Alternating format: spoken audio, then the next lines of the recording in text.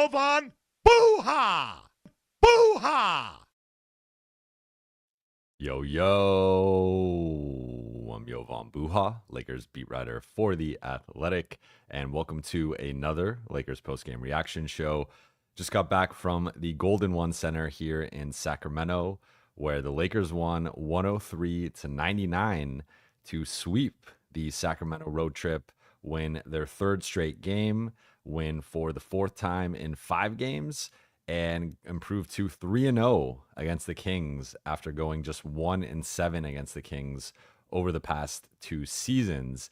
Full disclosure, I have a flight tonight at 8:50 p.m., so I have a hard out at about 7:25 Pacific time. So I'm going to try to zoom through my 3 takeaways, then get into the Q&A section. Going to go about 45 to 50 minutes, so a little bit of a shorter Q&A in post-game reaction tonight, but I will be going live as I posted in the community tab of my channel. I'll be going live at 4 p.m. Pacific time on Sunday, so we'll try to make it up to you guys and answer some more questions tomorrow. But without further ado, let's get into it. First takeaway for me is going to be overcoming late game adversity, and this to me was shaping up to be a potential repeat of the Orlando game, of the Atlanta game, where LA, it looked like they were about to win a basketball game and they nearly blew it.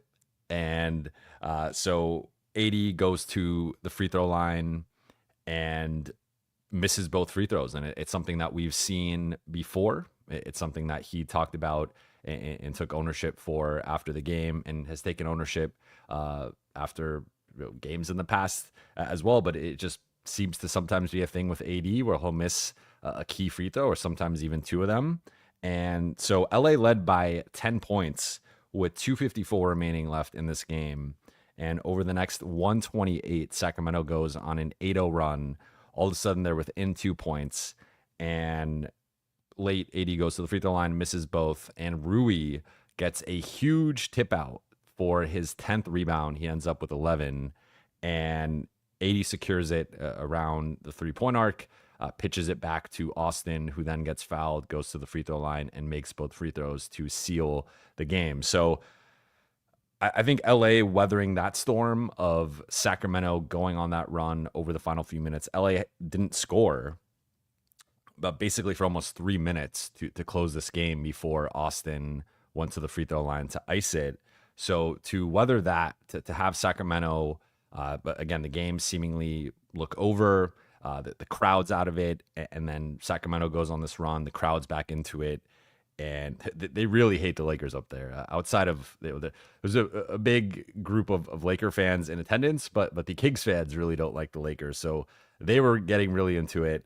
And despite that, LA weathers that storm, and I think shows a level of composure and poise that we haven't always seen from them in these types of scenarios. And I think even outside of the final few minutes of this game, some big plays in the fourth quarter from D'Angelo Russell, Austin Reeves, Rui Hachimura, LeBron and AD, of course, but they close with the OG starting 5.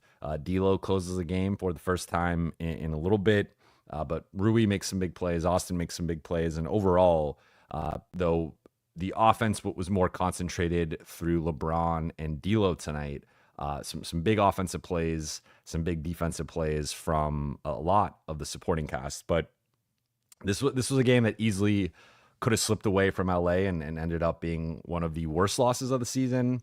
And instead, they improve again to 3-0 against the Kings this year, 16-12 overall.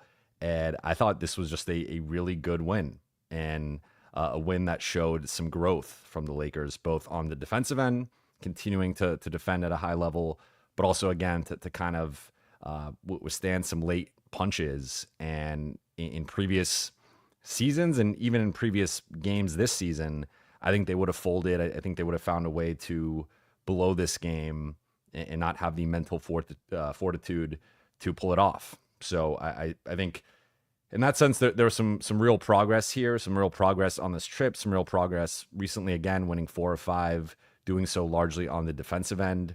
And I think LA, after that stretch of losing 7-9, seems to have righted the ship, seems to have come out of that stretch stronger. And we'll see what the rest of the month, playing in Golden State on Christmas, playing the Kings again in LA, playing the Cavs again in LA to close out 2024, like how those games go and how they continue to play. But as of right now, this is a group that looks like they're starting to gel again and find themselves and look more like the group that won 10-4. Although I would say they look different than that group because of the starting lineup, because of the defense. The offense continues to be a bit of a struggle. Tonight they shot a bit better overall, 48% compared to the game against the Kings on Thursday. They shot just under 41%, but still couldn't make a three. Only made 9 threes, shot 26%. Couldn't make free throws, 14 to 21, 67%. But LA continues to find ways to win these games in the mud. And I think this was another impressive win, and they just continue to stack these. And I think, again, this is a team that looks like they're gelling at the right time, at an important time of the season. We're about to be in January when this team is going to have to make some important decisions about the future of this group, about the both the players that they are going to potentially trade, the holes in the roster, the holes in the rotation.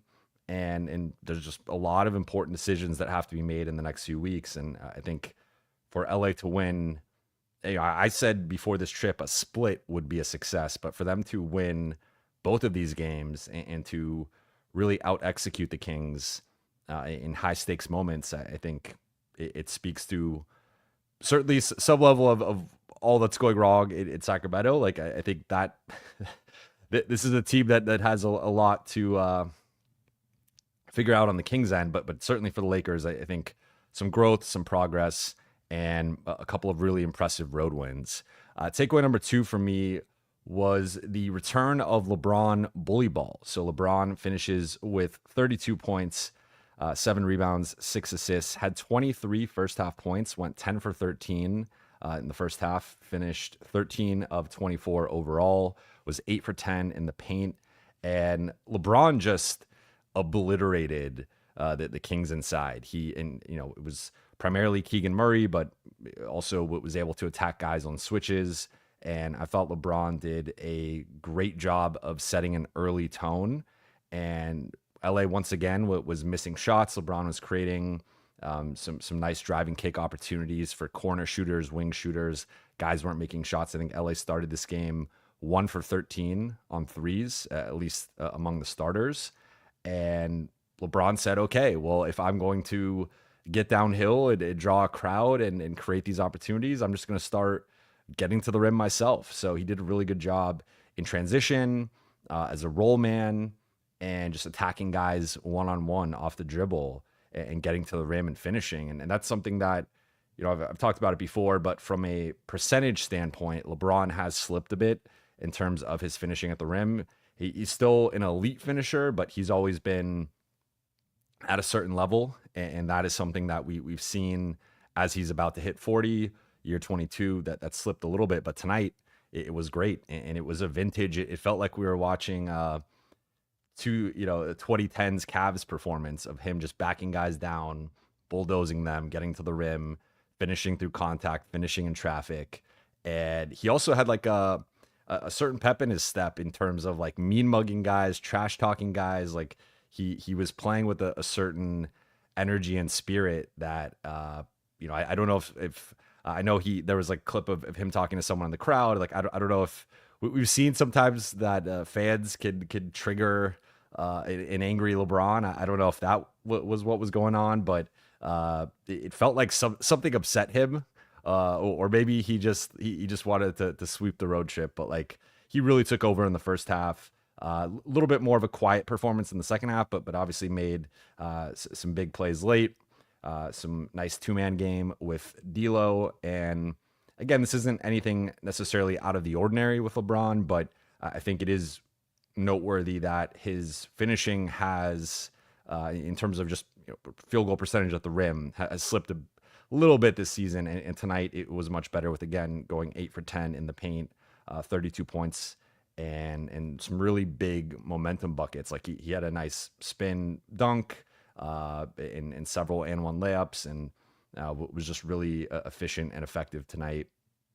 And then the third takeaway for me is a bigger picture one of it's been, I think, 5 games at an elite level and now 12 or so games at a good level.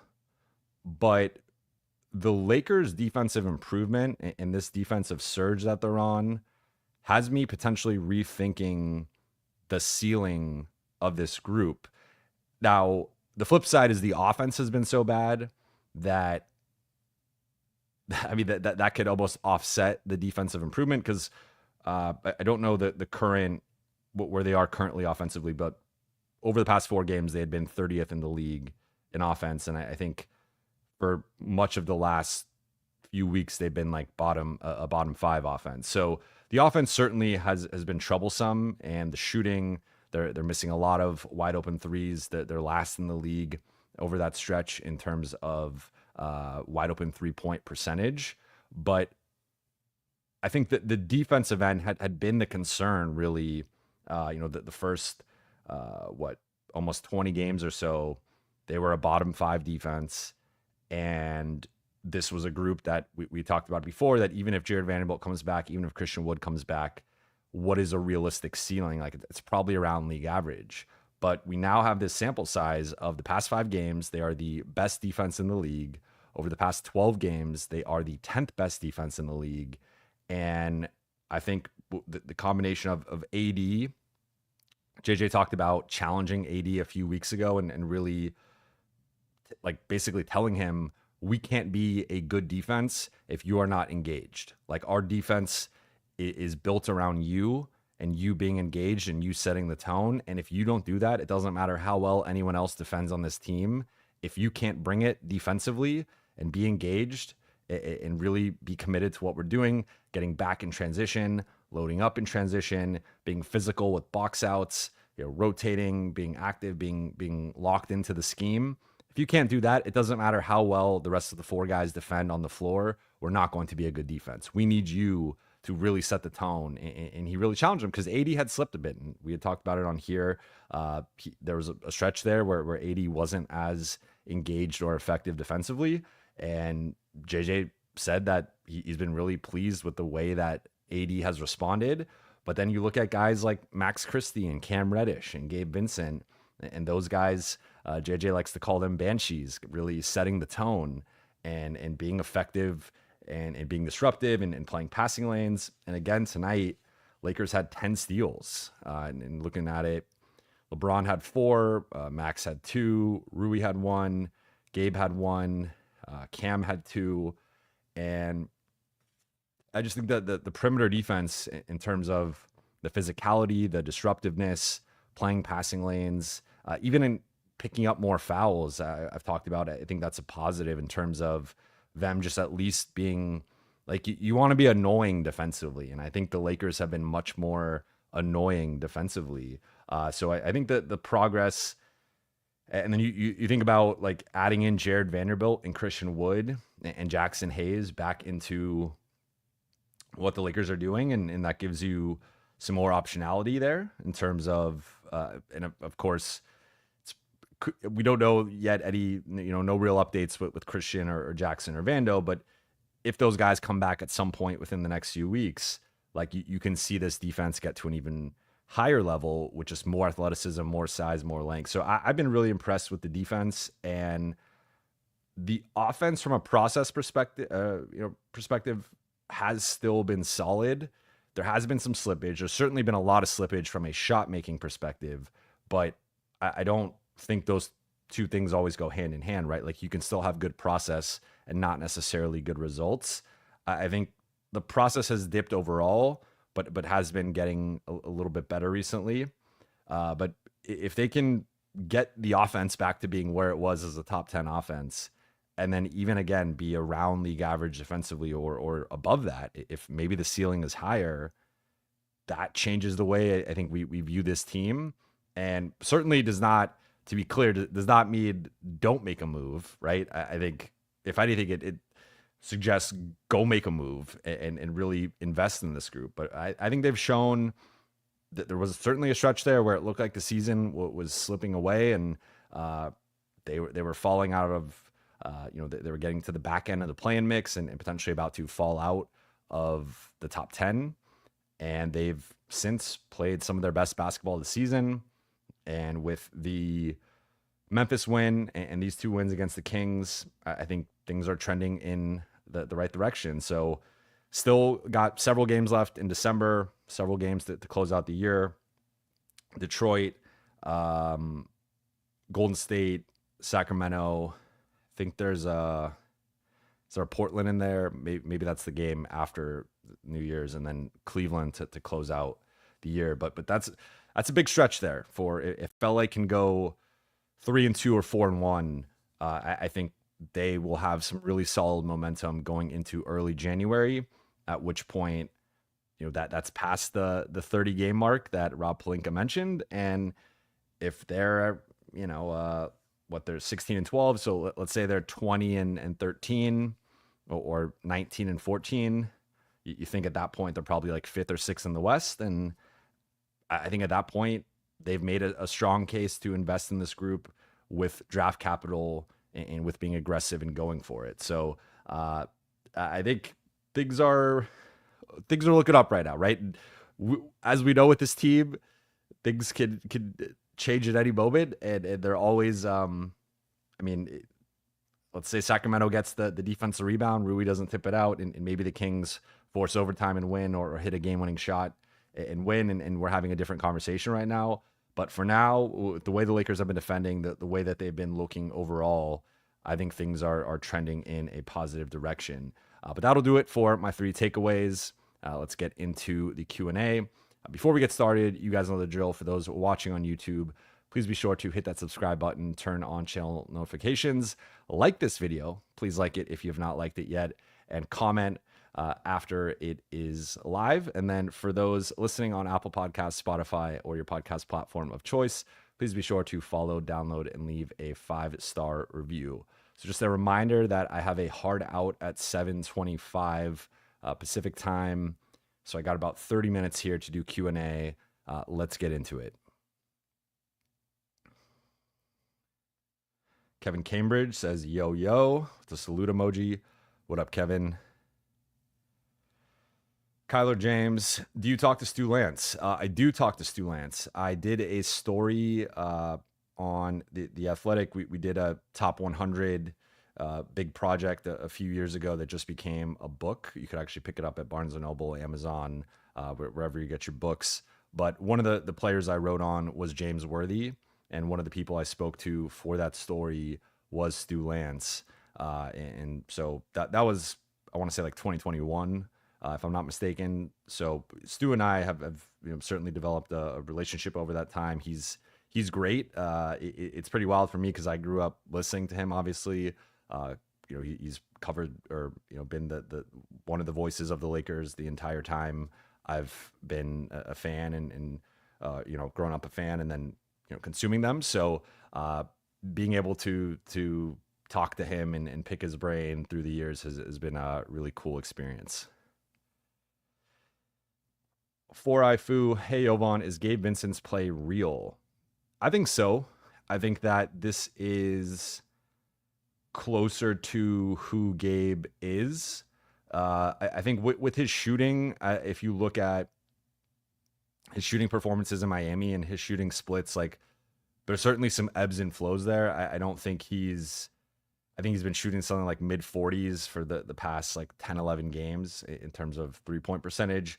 I don't think he's that elite of a shooter. I think he's certainly in a hot stretch right now, but I think he's a guy who can be a mid to high 30s 3-point shooter and then bring the level of defense that he's brought and be an effective bench guard. Like that was the vision with Gabe Vincent, was being a good third guard, a good backup point guard, being the Dennis Schroeder replacement, and being a guy who they were a bit more confident in offensively, at least from like a scoring and shooting perspective, than Dennis, even if there was a little bit of slippage defensively. But I think Gabe has been really solid for several weeks now. Occasionally, he will have a rough shooting performance. There will be times when he's picked on defensively just because of his size. But I think he's competed well with 50-50 balls, with rebounding. He's had some key offensive rebounds at various points over the last few weeks. So I think Gabe's been playing really solid. And I talked about it on the last stream, but there are several scenarios and ways that this trade cycle can play out. But if it ends up where Gabe is the backup, I do think he's one of the most likely Lakers to be traded, if not the most likely, arguably. But if there's a scenario in which D'Lo gets moved and maybe it's D'Lo and Vando and JHS or something like that, and Gabe is still a part of this group, I think he has value, like legitimate value as a backup guard. Now, I don't think that means you can't trade him. And I think based on his salary and just the injury history and the inconsistency overall during his Lakers tenure, I think depending on who you're considering moving him for, he should be considered, a player you can trade. But I think he's playing his way into a spot where if they end up keeping him, I'm not necessarily opposed, depending on who are the alternatives, who are the other options that, like him versus Jonas Valanciunas. Honestly, I think Valanciunas helps with the backup 5 spot to an extent. I've been vocal about not being the biggest Valanciunas fan, especially for his defensive limitations and his lack of defensive mobility. But I think Gabe Vincent versus Jonas Valanciunas is becoming more of a conversation in terms of like who could actually help this team more. Lakers still certainly need a backup 5 upgrade, but I think it's become more of a conversation based on Gabe's recent play.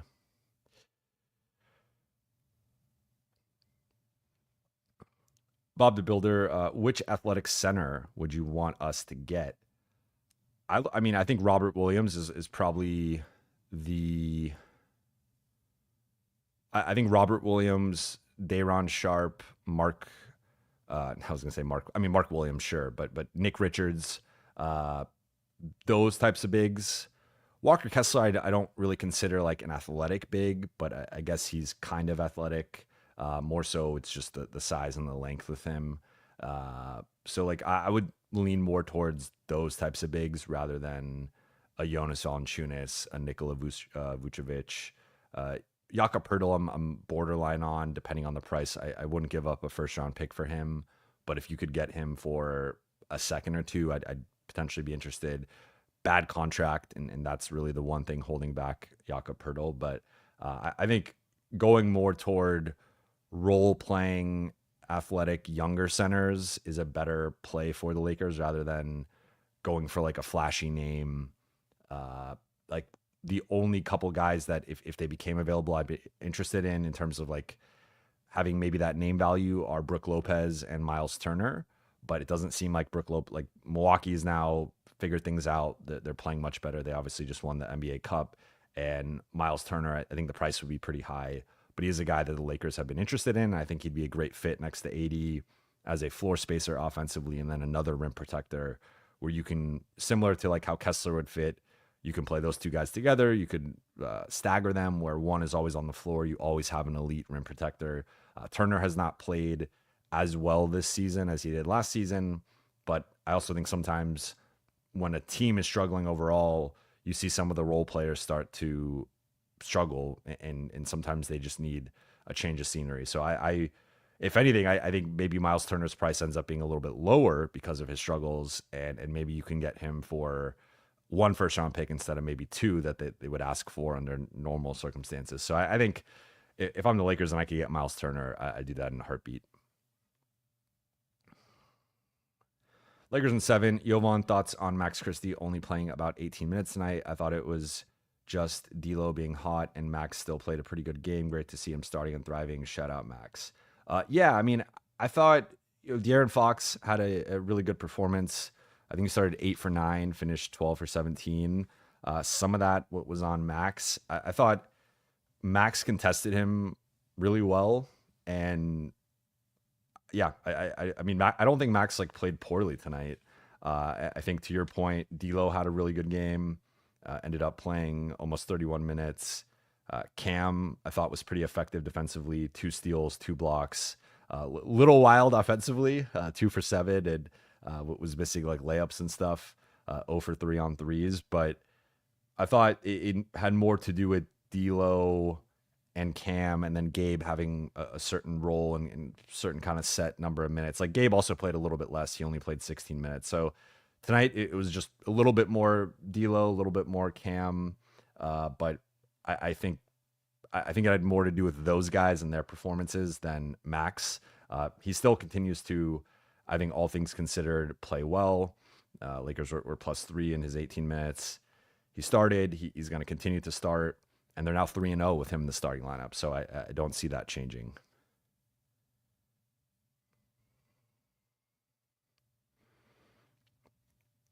Hen L yo. Any thoughts why JJ didn't call a timeout during the stretch when we couldn't execute on offense? It's a good question. I don't remember how many timeouts they had. I know that they had used a challenge at one point. Maybe he was just trying to kind of save the timeouts in case it ended up being sort of the way that it played out. I think JJ's timeout usage has been pretty good overall, and he has a pretty good sense on like when the team is letting go of the rope and when he should call a timeout. So I wasn't like, I will say maybe one of my weaknesses in terms of like tracking stuff is like I'm not as invested in the timeouts. I know for some fans, like that's a big thing, is like, the monitoring of the timeouts and the usage and stuff. Obviously that was a big thing with Darvin. I've never been big on that. Like I think I have a general sense of like, okay, feels like the other team is gaining some momentum here, like probably should call timeout. And I think when I get that feeling, for the most part, JJ has called timeout or called timeout, maybe a possession too late, but largely he's kind of in the right zone in terms of like having a pulse on the game. So I'm not quite sure off the top of my head, but I would probably have to go back and rewatch the game to give you a better answer to that. Pablito Costas, Clint Capella in LA. I would love that. So if you go back to, I did a mailbag over the summer on realistic big men I felt could be available, and I had Walker Kessler first, and I had Clint Capella second. I think Clint Capella, had I guess sometimes seeing a player in person or like seeing them play the Lakers gives you a little bit of a better perspective. I do think Clint Capella, like, I didn't think he had a great game against the Lakers in Atlanta, but he still is a guy who can finish lobs, finish inside, good rebounder, solid rim protector. And if you're playing him 15 to 20 minutes a night as a backup 5, like in a very specific role, and giving him very specific tasks, I still think he could be effective. So one kind of thing is like he is making, I want to say like low 20s. So it is a little tough to match the salary. But if there was a way to swing Clint Capella, I would definitely be interested in him as a backup 5.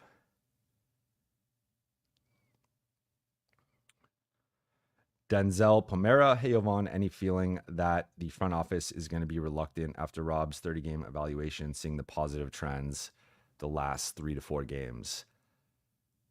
I don't think so. I would be surprised. I mean, I think it's got to sustain. Like that's the one thing I would say is if they go back and start struggling again, then that's a different potential conversation. But in terms of I think, again, they're trending in the right direction. I think they're putting pressure on the front office to make a move. And if the Lakers continue to play and if they continue to win, I mean, I guess there's always the excuse of like, oh, well, the team's playing so well that we didn't want to disrupt it. And we have injured guys coming back. So I guess they could use that excuse. But for me, I think the team is largely, I would say, lived up to, if not exceeded expectations on the whole of the season. Probably, I don't know. I mean, I guess maybe underachieved a little bit, but I think they are trending in the right direction. Like it really depends on what you felt, I guess, about them preseason wise. Like I I talked about them being like a 4 or 5 seed. I don't know where they are currently. I will pull that up actually. Let's see where they are in the West right now. They're the 5 seed. So I would say for me, I guess that they've pretty much been in line with expectations. It's been a roller coaster to get to this point, but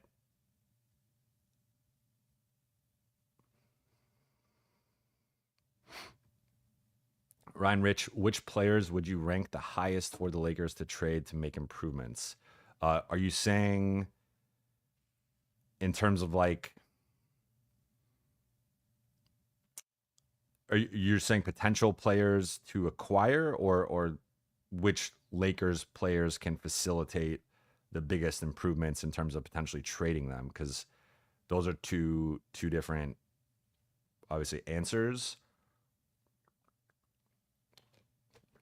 I would say in terms of guys that they could trade for, Walker Kessler, Cam Johnson, Dorian Finney-Smith, Bruce Brown, and LFR, Laker Film Room Podcast, has kind of started to brainwash me with the Brandon Ingram propaganda. I've come a little bit around to Brandon Ingram's potential fit, depending on the price. But for me, I would say for sure Kessler, Cam Johnson, Dorian Finney-Smith, Bruce Brown.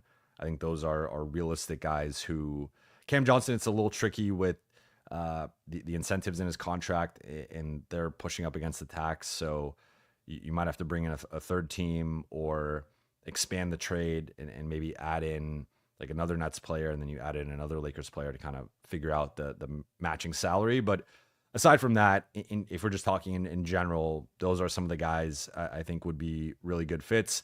And then I guess from the Lakers perspective, in terms of trading guys, like D'Lo is going to have a certain number of value because of both his contract at 18.7. That gives you some room to play with on either end in terms of bringing back, a guy making less, or multiple guys, or combining his contract with something else. So like you can kind of play with that number. That's like a nice middle size number. It's also an expiring contract with which teams will want. I think Rui, Vando, and Gabe are the other mid-sized guys. They're a little trickier just because they have multiple years left. Rui has another year. Gabe has another year. Vando has multiple years. So those guys, it's more so going to come down to what type of draft capital are you attaching, and how do they view those players. And then among the younger guys, JHS is an interesting gamble on a second-year guy who's an expiring contract. And then Max and Dalton, I've talked about and reported on. Those are kind of inner circle guys for them that they don't really want to trade, but maybe depending on the player, there are some guys they would consider moving them for in a certain trade. But I think the bar would be pretty high. And then, of course, Austin as well. Dark Galaxy, Jovan, do you believe the Lakers should have initiated the offense with AR in the fourth instead of LeBron and D'Lo? I'm not sure. Like, I think that they probably could have gotten Austin going a little bit more. I do think D'Lo and LeBron each had it go. I mean, like LeBron had it going 23 in the first half, so I think having some type of two-man game with LeBron and D'Lo, I don't fault them for. D'Lo cool off a little bit in the fourth, but still, I think he had like two or three field goals in the quarter. Like I don't know. I think Austin. I thought Austin had a solid game. Like struggled from the floor, 6 for 14, 1 for 7 on threes, but I think they could have got him involved a little bit more. But I don't. It didn't. I mean, he still took technically one more shot than D'Lo. And one more free throw than D'Lo, so he was more involved than him from that perspective. I would assume his usage was a little bit higher than D'Lo's, but D'Lo got it going. I thought finding guys, like he did a nice job facilitating in the fourth, including a couple to LeBron, but also he had a nice feed to Rui. He might have also had one to Austin. So I think Austin maybe wasn't as involved as he could have been, but he was still second on the team in shots. So I don't really have much of a qualm with the way they used him. Super chat from Jason Sutton. Thank you for the super chat. Is it just me, or do I feel like Cam has a place post LeBron era? His shot isn't falling, but he makes winning plays defensively, and he fits that archetype of 3-and-D players that the Lakers need. I don't think you're necessarily wrong. I would say with Cam, like the Lakers, he's been a solid piece this season for them. I think he's certainly exceeded my expectations. Like he was a guy who entered the season not in the rotation, not in the projected, kind of like a third string guy in the depth chart, and he played his way into a starting role and then basically a permanent role in the rotation. He's a guy who I wonder, like, if Vando comes back and the Lakers haven't made a deal yet, like what that looks like. Is Cam maybe a guy who takes a step back? Because I don't really see it being D'Lo or Gabe. I think those two guys are going to have a certain role, and Cam is more in competition with Vando. And then the crazy thing, I haven't even mentioned it yet. Dalton played 5 minutes tonight. Like Dalton has, I didn't even realize that. Dalton only played 5 minutes, didn't even take a shot, was a -6 in his 5 minutes. I believe that was end of first into early second, and then got benched the rest of the way. This probably is a season low for Dalton. That just dawned on me. I actually hadn't, I hadn't really thought of Dalton, and I guess that in and of itself speaks to something, but I think, maybe Dalton's the guy that gets his, I think they need a certain level of offense and spacing, and he's been in a slump for about a month, and he'll, I'm sure, get out of it. I don't expect Dalton to be shooting under like 20% on threes or whatever he's been shooting in the month of December. But to get back to Cam, like I still think there are times he does a little bit too much. And to your point, like the shot, he was probably overachieving with his shot earlier, because he was shooting like low 40s to open the season, and then more recently he's been struggling a bit. Feels like he's regressing more toward who he is as a shooter, which is like a low 30s to mid 30s type shooter, which is fine when you're giving a certain level of defense. But to your point, like if there's a way to, if he kind of organically stays a Laker and they don't include him in a trade and he continues to develop, then sure, I think he has potential value down the road. I still view him largely as a minimum player, but I think it's, I'm more so in terms of guys, I'm looking more so for like the future with, I think it's Max and Dalton in terms of like the perimeter guys.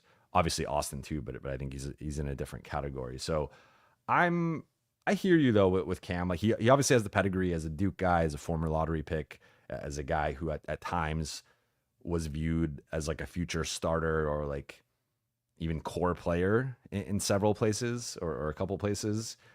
Clearly not going to be that type of guy, but it does feel like he's accepted his future as a really a defensive like bench stopper. And if he can get the shooting to a place where it's a little bit more stable, a little bit more consistent, and just even like even if he's like a 34% 3-point shooter consistently or relatively consistently, like that has value. So I will say Cam's probably the guy who's grown on me the most this season. I'll be honest. I was not previously a big fan of Cam's game, to be quite honest. BLC Jovan, thank you for the super chat. Jovan, what changed for the Lakers the last 4 or 5 games? I think the biggest thing has been the defensive end, because if I pull it up, looking at the last 5 games, LA's first in defense, and they're 30th in offense. So that translates to, interestingly, the 10th best net rating because of how dominant the defense has been. 99.2 defensive rating.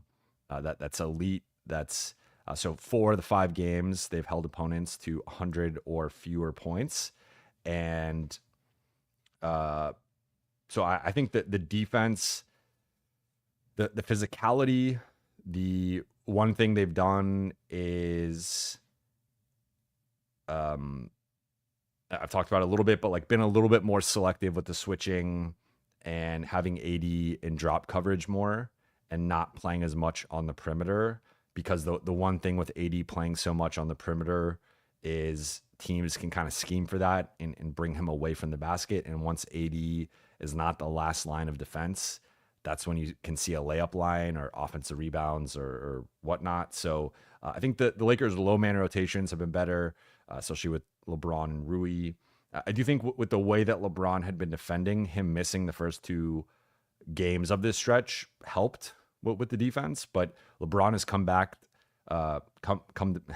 he's came back, rejuvenated, refreshed, and I think has looked sharper on the defensive end. So I think you had a couple of games where they were hurt offensively without LeBron, but I thought we're probably a bit better defensively.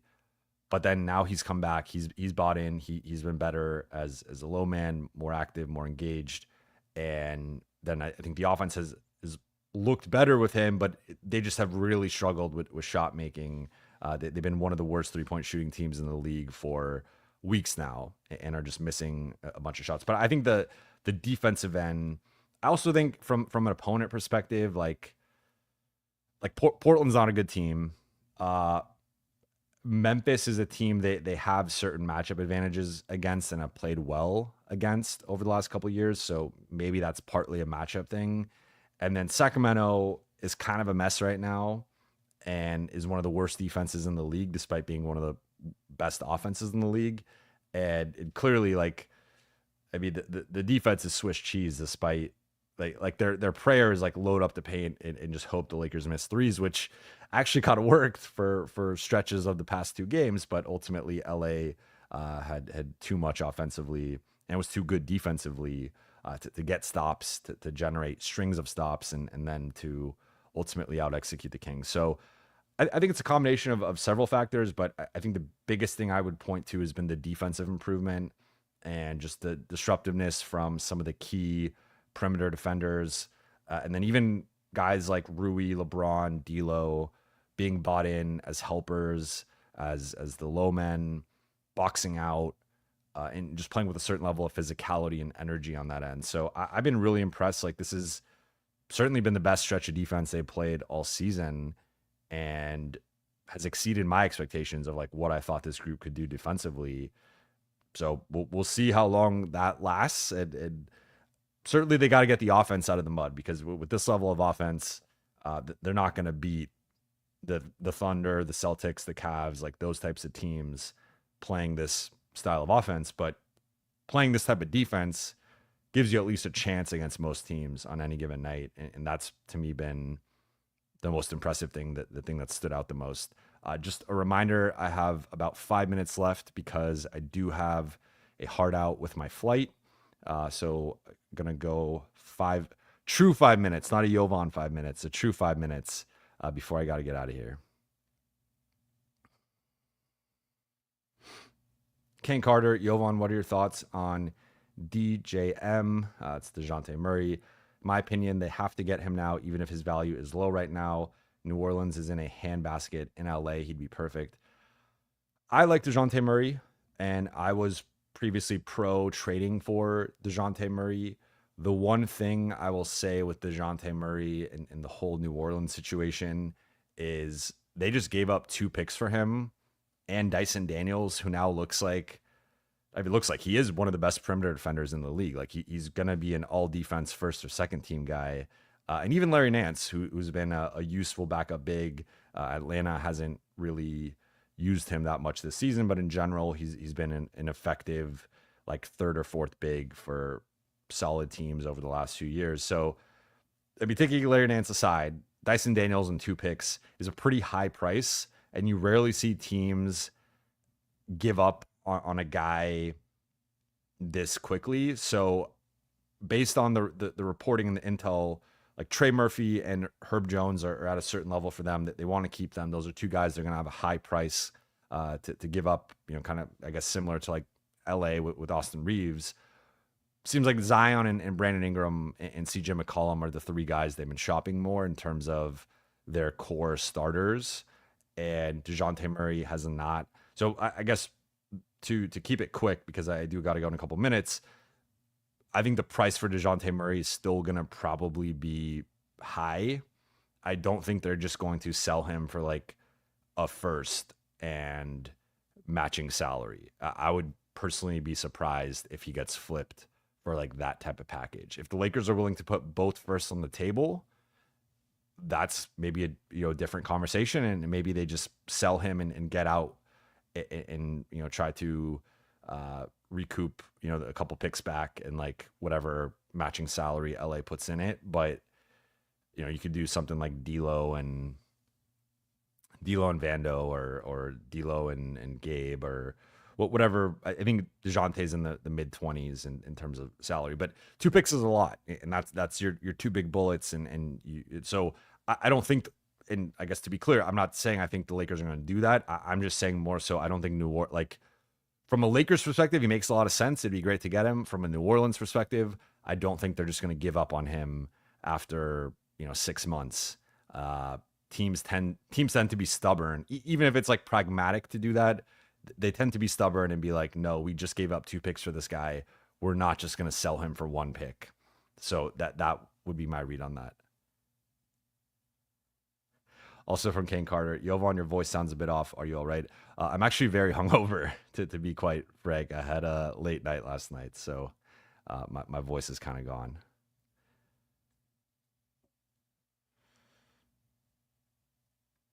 Dark Galaxy says Reeves plus a first for DeJounte Murray is such a lateral move. Yeah, I wouldn't do that, and I don't think the Lakers would do that. Boris L. Tanya, Jovan, would you trade D'Lo for Ben Simmons? I don't think I would. Sean Parker, party. Yeah, you know what? I didn't expect my worst hangover of the season to be in Sacramento, but here we are. We're in mid-season form.